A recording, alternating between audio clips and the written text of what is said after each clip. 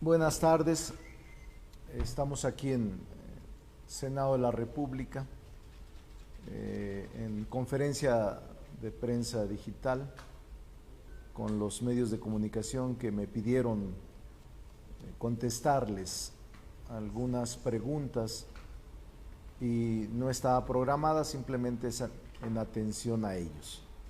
Entonces vamos a proceder, que me las han enviado también vía digital. Víctor Mayén me pregunta, ¿respalda la afirmación del presidente AMLO que en el sexenio de Calderón México fue un narcoestado por los vínculos de García Luna con el Chapo? Y para el inicio del periodo de septiembre realizarán pruebas para detectar el COVID-19 a los 128 senadores.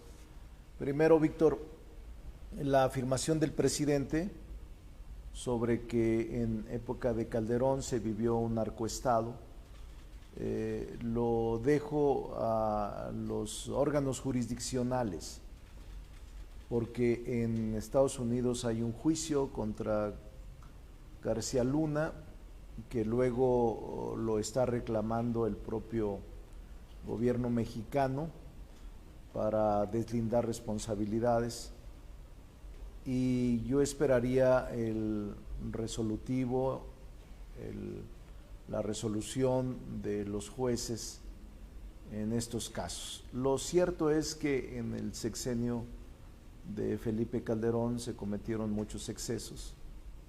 Sí había una selección de una justicia selectiva, había toda una trama de maquinaciones y de persecución política tratando de generar señalamientos injustificados, acusaciones falsas. Yo soy uno de los que padeció. Ahora escribí un libro sobre la infamia y ahí relato cómo se fabricó. Pero esta afirmación del presidente de la República de que en el sexenio de Calderón se vivió un narcoestado es una definición dura, una definición fuerte, que yo esperaría a los órganos jurisdiccionales, a el deslinde de responsabilidades. Respecto del inicio del periodo de sesión de septiembre, sí, de nueva cuenta, al inicio volveremos a hacer pruebas para la detección del COVID-19 a los 128 senadores. De hecho, las hemos estado haciendo todos estos meses, desde que se inició en febrero. Empezamos por adquirir productos y asegurar servicios, y además también, Víctor, en estos 5 meses el Senado ha sanitizado permanentemente, los grupos parlamentarios también en sus áreas, y hasta ahora las medidas tomadas han generado buenos resultados. El porcentaje, o menos trágicos, menos difíciles, el porcentaje de contagios respecto a la plantilla de personal es de 0.2%. Es decir, en 5 meses, Víctor, se han confirmado 8 casos de contagio de personal que no necesariamente se contagiaron aquí en el Senado, sino que fue en el trayecto a su casa, en el transporte público o el fin de semana en alguna reunión. Solo tenemos un fallecimiento que lo lamentamos, que era un integrante de servicios parlamentarios. Y ahora tenemos 2 senadores con contagio, pero en recuperación, no graves. El caso del presidente de la Comisión de Salud, el senador Navarro, y Víctor Castro, de Baja California Sur, es senador propietario con licencia. A los dos les deseamos pronta recuperación. Al senador Navarro lo necesitamos, es muy activo, es muy trabajador y es un agente de primera. Por eso, doctor Navarro, mandamos nuestra solidaridad, nuestro aprecio y le pedimos que se cuide estos días para que se recupere y nos siga ayudando al pueblo de México a legislar bien en materia de salud. Y en el caso de Víctor Castro, aunque es senador propietario con licencia, él está en Baja California Sur, también en cuidados. Le deseamos recuperación y también un abrazo solidario de sus compañeros senadores y senadoras. Solo tenemos esos casos.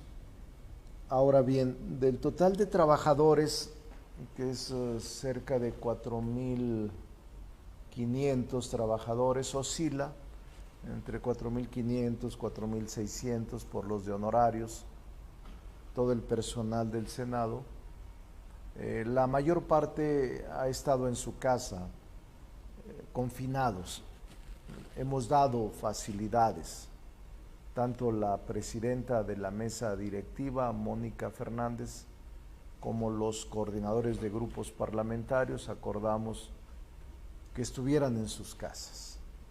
Son cerca de 4.600, todos están allá, salvo el personal que se requiere aquí, que oscilaba como entre 350, 400 hasta hace un mes. Ahora son como 500 los que vienen diario, que te representa el 12%, es decir, solo está trabajando el 12% de los trabajadores y trabajadoras.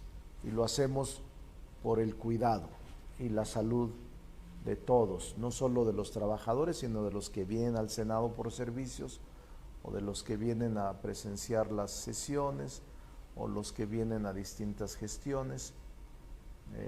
Hemos reducido las jornadas. Nosotros seguimos trabajando. Yo, por ejemplo, vengo casi diario, más bien diario, pero solo entre el 10 y el 12% está trabajando. Esas son las dos preguntas de Víctor. Respecto a la pregunta que hace Mayolo López del Reforma, dice: el gobierno pretende recuperar 200 millones de pesos por la fraudulenta venta de la planta chatarra de agronitrogenados, pero no hay nadie acusado por un delito específico por autorizar esa operación. ¿Qué opinión tiene? Creo que ahora esa pregunta se le hicieron al presidente de la República, a Víctor, tú Mayolo, y creo que el presidente respondió que sí había una denuncia, que se estaba llevando en sigilo, dijo él, aunque es secrecía, porque una de las características de las carpetas de investigación que lleva a cabo el Ministerio Público deben tener esta característica, la secrecía, no son públicas, y que sí hay personas denunciadas por esta planta de agronitrogenados. Se está buscando también por la vía de la conciliación la reparación del daño, y la ley lo contempla. Los mecanismos de reparación del daño ayudan a atenuar la pena o la probable responsabilidad del presunto delincuente. Sí creo que hay todo esto, Mayolo, todo el procedimiento ya de la denuncia correspondiente.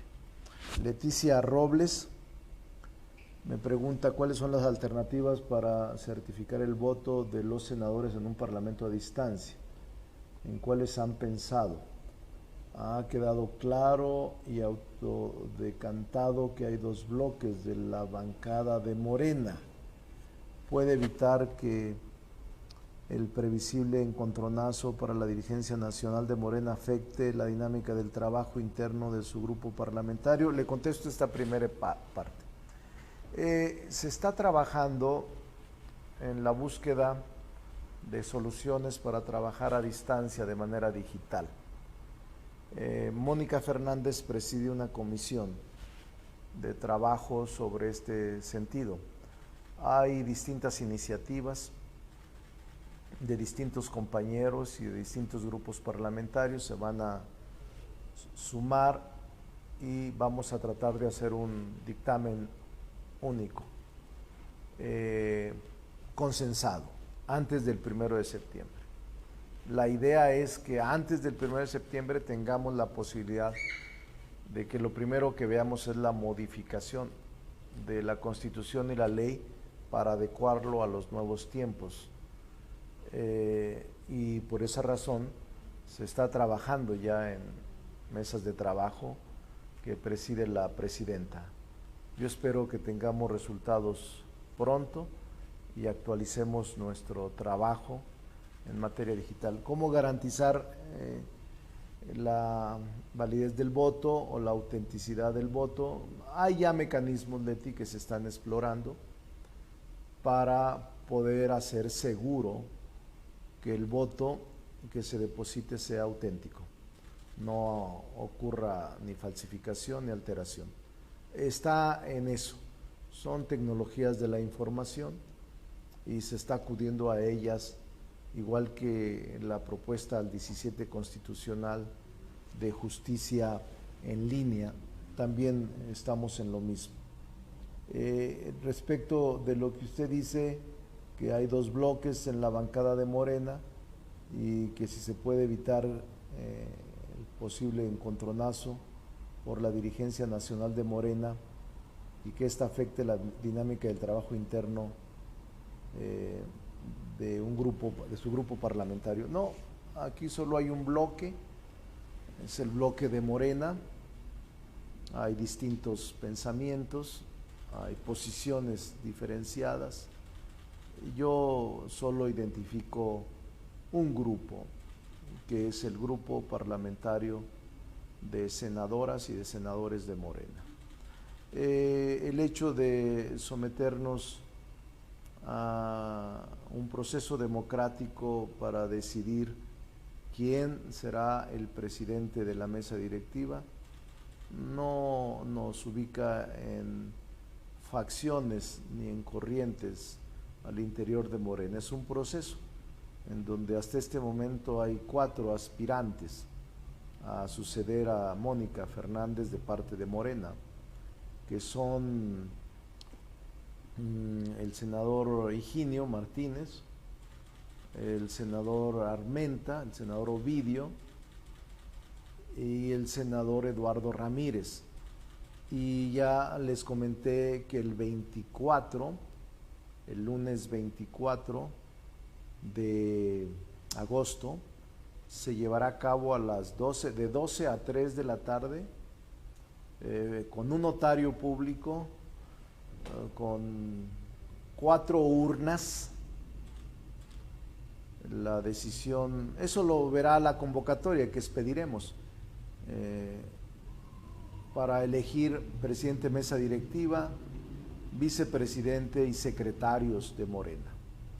Que la mayoría decida, es lo mejor.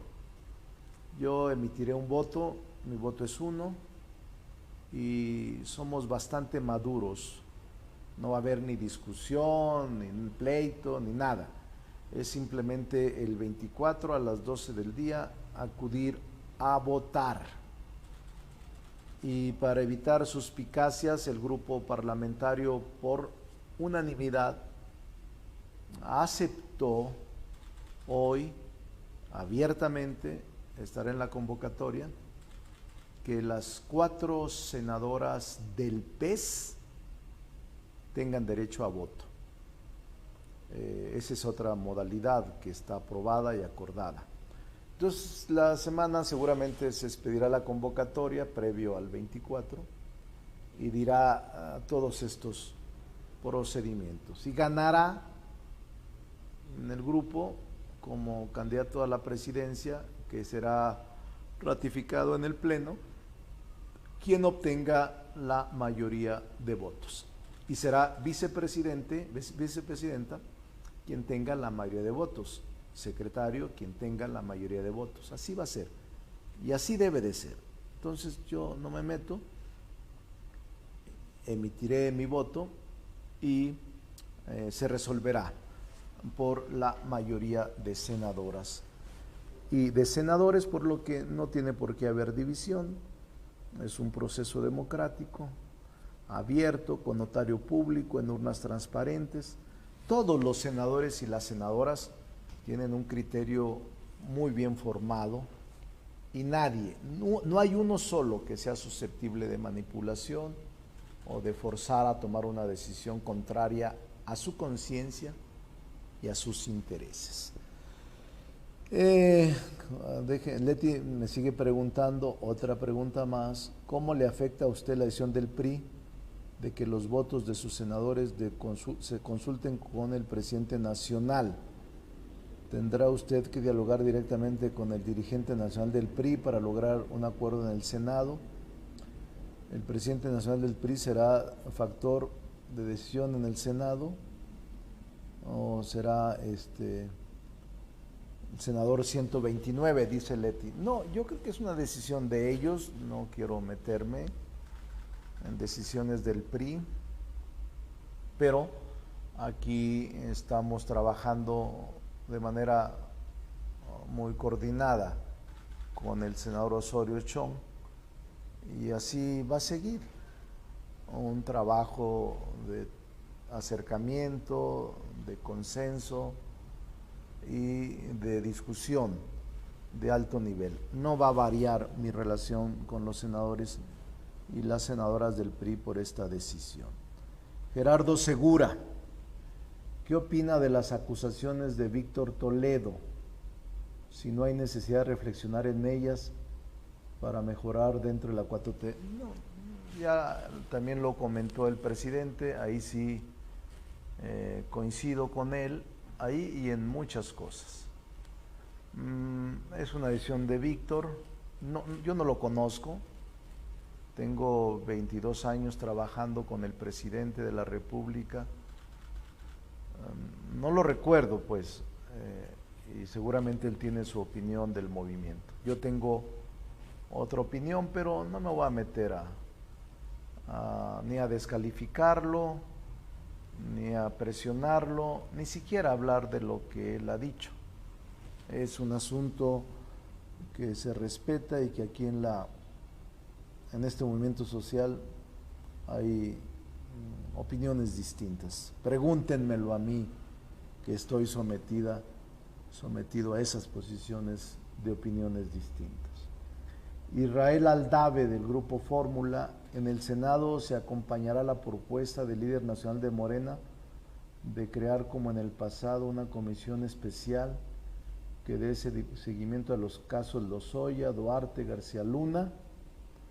No es una contradicción que el presidente AMLO acuse que el de Calderón fue un narcogobierno, ya lo dije. Por otro lado, diga que no se investiga. Israel, no, yo creo que el presidente de Morena tiene derecho a proponer lo que sea, incluso el legislador. Pero yo tengo mucha confianza en la Fiscalía y en los órganos de jurisdicción, en los órganos de justicia. Vamos a ver si los coordinadores de grupos parlamentarios desean integrar esta comisión. No está en nuestras prioridades. Sí está en nuestras prioridades que se procure y se administre justicia, pero hasta este momento nadie ha planteado que se integre una comisión de seguimiento de estos casos. No hay nada, confiamos en la autoridad Y obviamente como Senado somos un órgano que le interesa lo que está pasando en estos casos y en su desenvolvimiento y desarrollo del proceso. Lo de, ya dije, del narcoestado, ya lo expliqué ampliamente.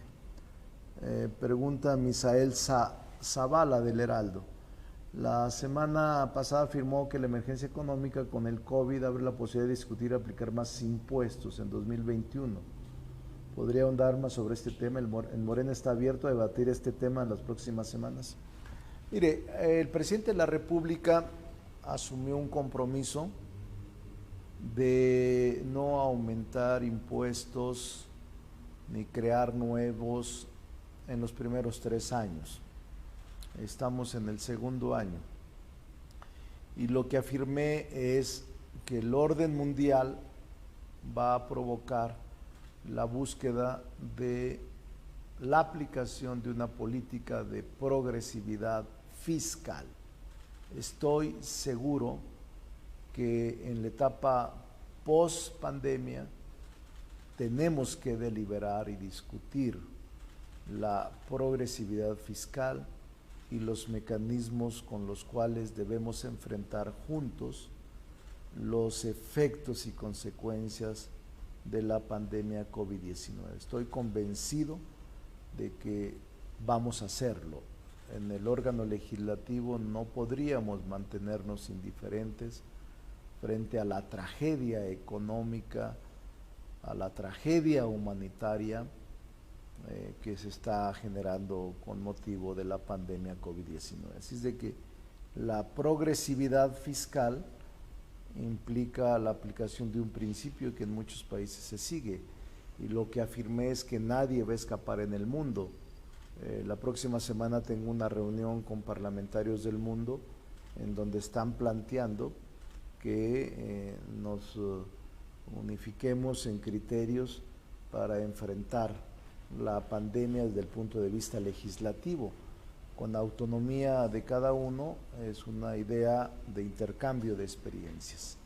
Entonces está interesante, pero el presidente ha dicho que no va a enviar él en su ley de ingresos, en su propuesta de ley de ingresos, no va a enviar ni nuevos impuestos ni aumento a los mismos durante los primeros 3 años. Está también Rubén Arismendi, de Reporte Índigo. El secretario de Gobierno de la Ciudad de México, Alfonso Suárez del Real, dio positivo. Incluso la jefa de gobierno anunció que se confinará por haber tenido contacto con él. ¿Considera usted, senador, que el presidente López Obrador debe poner el ejemplo y ponerse cubrebocas? ¿Es momento de hacerlo obligatorio? Yo creo que el presidente de la República, bueno, primero, mi más amplia solidaridad con Alfonso Suárez del Real y con la jefa de gobierno Claudia Sheinbaum. Deseo sinceramente su pronta recuperación.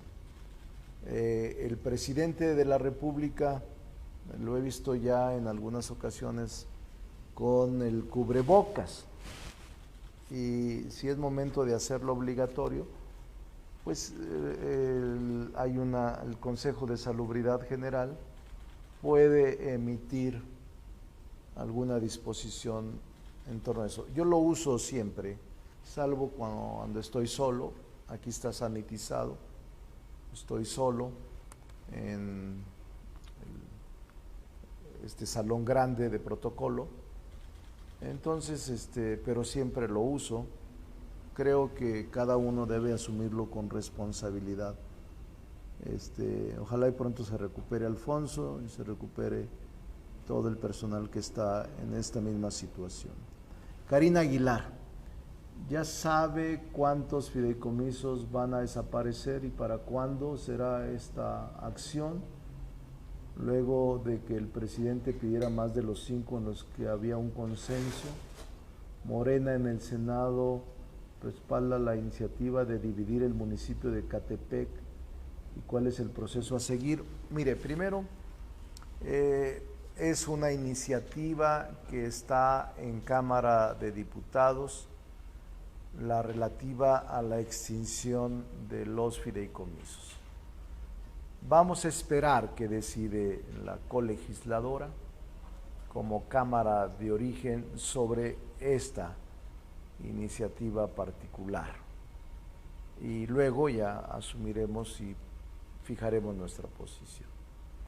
Morena en el Senado respaldará la iniciativa de dividir el municipio de Ecatepec.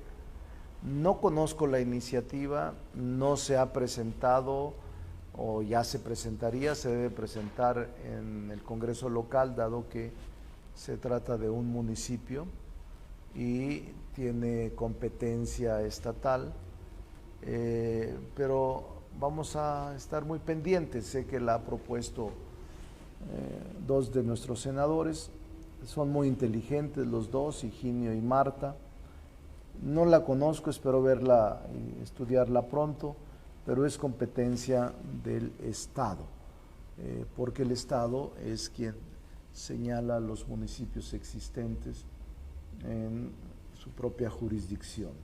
Vamos a esperar. Rolando Ramos, de cara al próximo periodo de sesiones ordinarias, ¿cuáles son las prioridades legislativas de la fracción parlamentaria de Morena en el Senado? Déjenme, por si las tengo, ahí están en el escritorio, que hoy tuve una reunión, por cierto, muy amplia, de unos 30 a 40 minutos, con el embajador Landau, embajador de Estados Unidos, y hablamos sobre la nueva normalidad entre ambos países, hablamos sobre el COVID-19 y los impactos en ambos países, hablamos del inicio del TEMEC en ambos países y hablamos sobre la agenda legislativa de ambos países, sobre el tema laboral y sobre las reformas que son indispensables hacer.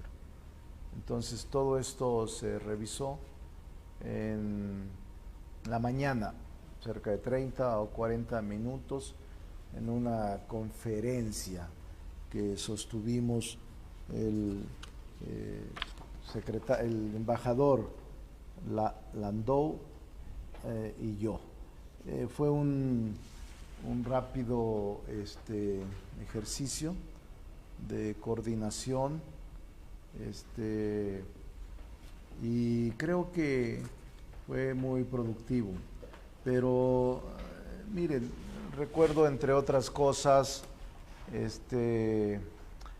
obviamente platicamos sobre el tema de la agenda legislativa que contempla esta ley, modificación a la ley de las AFORES, del sistema de retiro, sobre un tema pendiente que nos toca, fuero constitucional.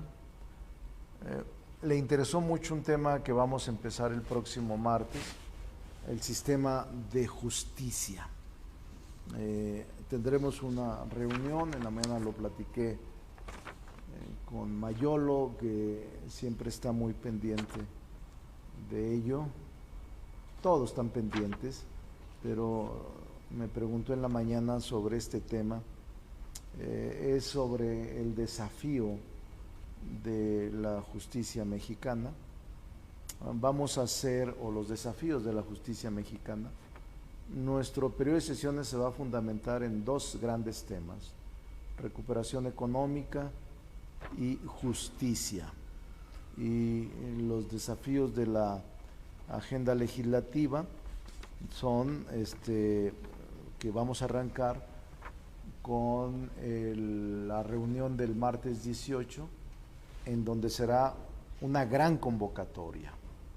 Les puedo platicar brevemente que son, entre otras cosas, es convocada por nosotros, pero va a estar el ministro Arturo Saldívar, va a estar la secretaria de Gobernación Olga Sánchez Cordero, Alejandro Gertz Manero, fiscal general, Julio Scherer, consejero jurídico, y van a estar conectados los presidentes, están invitados, de los tribunales superiores de justicia obviamente encabezados por el de la Ciudad de México, el magistrado Rafael Guerra.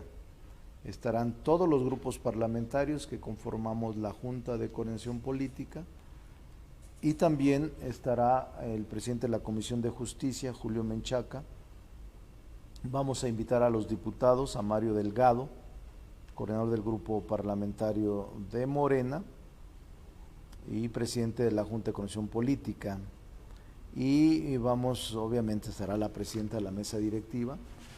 Estarán también conectados los fiscales generales de los estados y estarán también los tribunales, el laboral, el agrario, el administrativo. Es una gran convocatoria. La idea es que instalemos una mesa de alto nivel en donde participe el Poder Judicial, la Consejería, la Gobernación, Senado, la Fiscalía General, y empecemos a revisar toda la agenda de iniciativas presentadas en materia de justicia. Justicia digital, la propuesta que presentó el ministro de la Corte en materia de reforma al Poder Judicial, lo que había presentado la Fiscalía en materia de procuración de justicia. Todo esto lo vamos a llevar a cabo y hay mucho interés de todos los partidos. Días antes me había hablado Damián Cepeda, Claudia Ruiz, Josefina, Julio Menchaca, el propio Dante Delgado. O sea, había mucho interés en que ya iniciáramos este proceso, propio Mancera, de revisión del esquema de procuración y administración de justicia. Así es de que será un gran tema que les estoy planteando.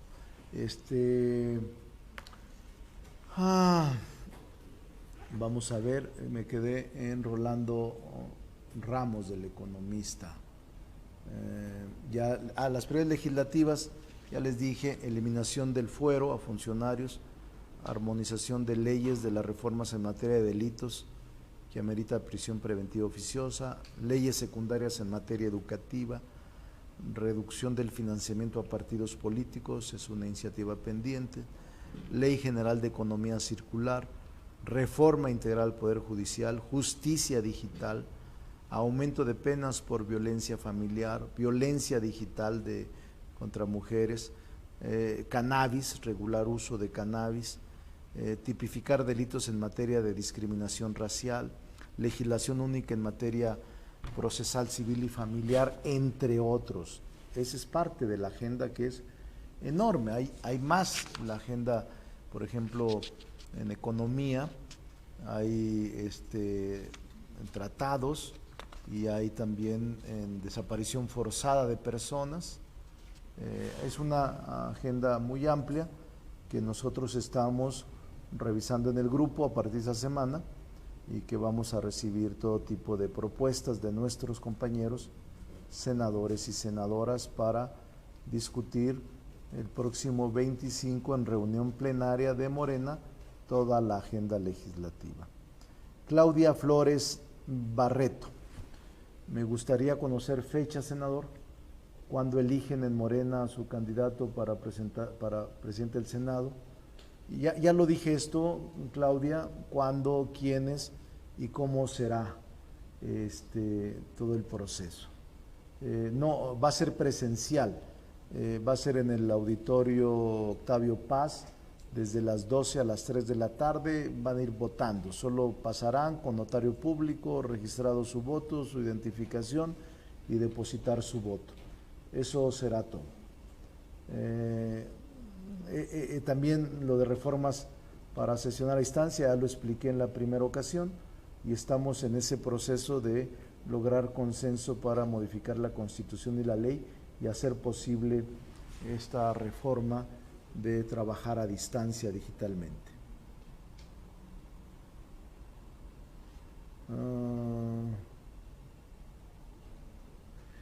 Dice Claudia, todo lo respondo, no tengo ningún problema. Cerca de los 60,000 muertos, se superará el escenario catastrófico que el subsecretario López-Gatell tenía previsto, si se rebasa su escenario catastrófico, ¿esto qué indica? Pues mire, yo ayer grabé un video por la tarde, espontáneo, porque percibo que la pandemia y su duración o permanencia es incierta. Es más, creo que vamos a aguantar casi el año con la pandemia y nadie está exento, todos podemos contagiarnos y por eso he pedido y he comentado no confiarse, no excederse, tomar todas las medidas precautorias, preventivas y recomendaciones del Consejo General de Salubridad. No es el momento de emitir culpabilidades, ya habrá el momento de la transparencia y rendición de cuentas de todo. Para mí, es opinión personal, la posición,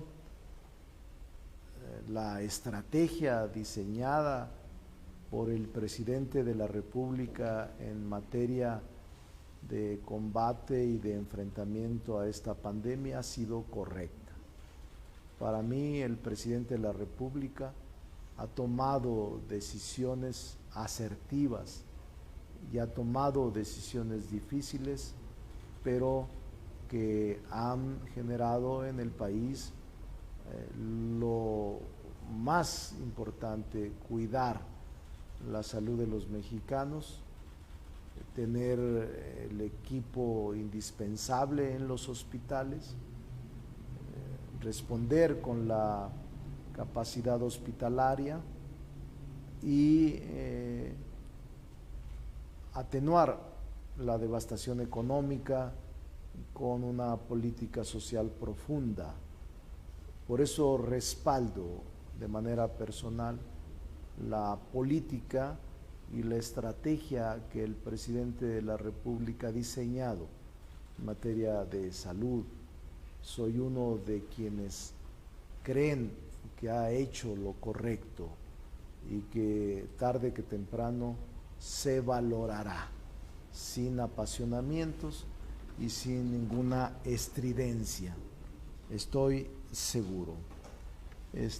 Bueno, Gabriel Santomila me pregunta cuáles son Chantomila, cuáles son los perfiles que tienen de los senadores que buscan la mesa directiva y que han dicho en esa sesión los panistas. El PAN es un partido sensato y ellos saben la situación. Yo lo respeto y están a la espera de la sesión de Cámara de Senadores donde se elegirá. También ya dije cuáles son los perfiles, quiénes son y cuál va a ser el mecanismo de elección. También opinión en relación a la elección de la dirigencia nacional de Morena y de las acusaciones de algunos senadores sobre el tribunal, unos defendiéndolo y otros atacándolo. Yo les diría que primero, Chantomila, ya la parte primera la definí, y la segunda parte, no me voy a meter a Morena, de por sí, que soy su villano preferido de un sector.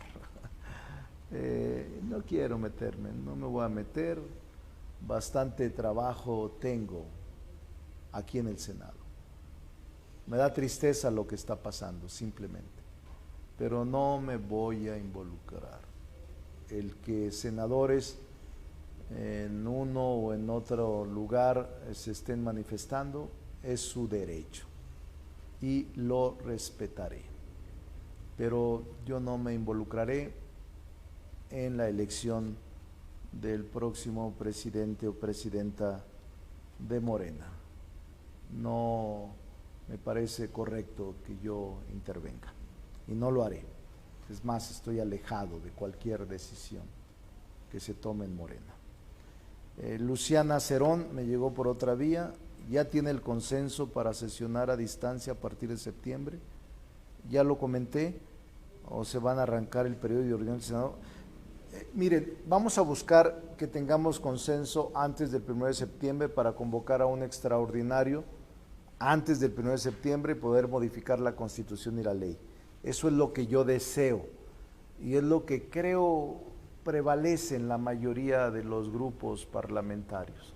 Si logramos al menos aprobar estas medidas para sesionar a distancia, con voto digital, certificado, con medidas de seguridad, el 1 de septiembre arrancaremos con eso. Ese es mi deseo.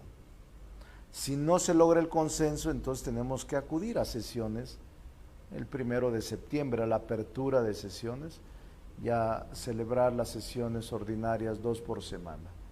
Me gustaría que tuviésemos consenso, se puede lograr, he visto voluntad de todos y voy a insistir en que podamos hacerlo en los próximos días. Me llegó otra, sobre lo mismo que me decía Mayolo por la mañana del tema de justicia.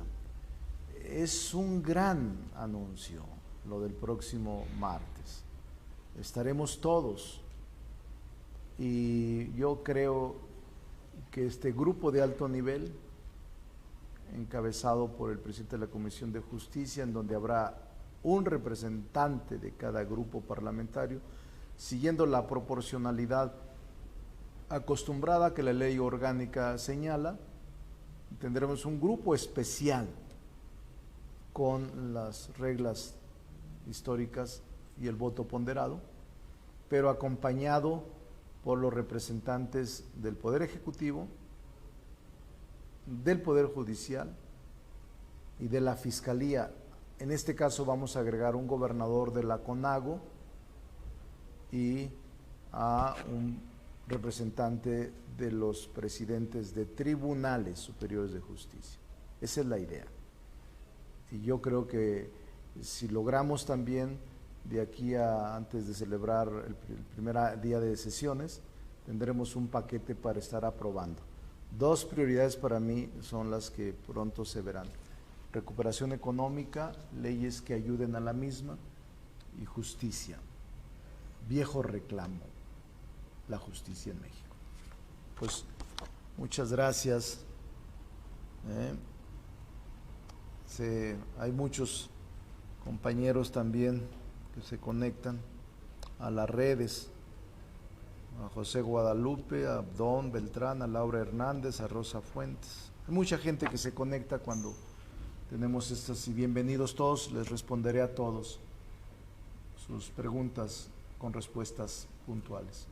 Muchas gracias. Enseguida tengo una reunión con el rector de la UNAM, estoy ya a punto de entrar con él para iniciar también una serie de actividades con motivo de nuestra donación que pluralmente acordamos otorgar a la institución, a la UNAM,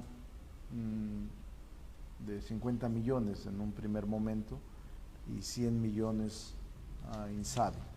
Muchas gracias, compañeros. Cuando necesita, aquí está otra, de Armando, de 11 Noticias, Armando Gómez. Morena en el Senado apoyará el paquete que Mario Delgado, la propuesta de Mario Delgado de buscar acuerdos para que la señal del canal del Congreso se ponga a disposición de la SEP. Sí, claro.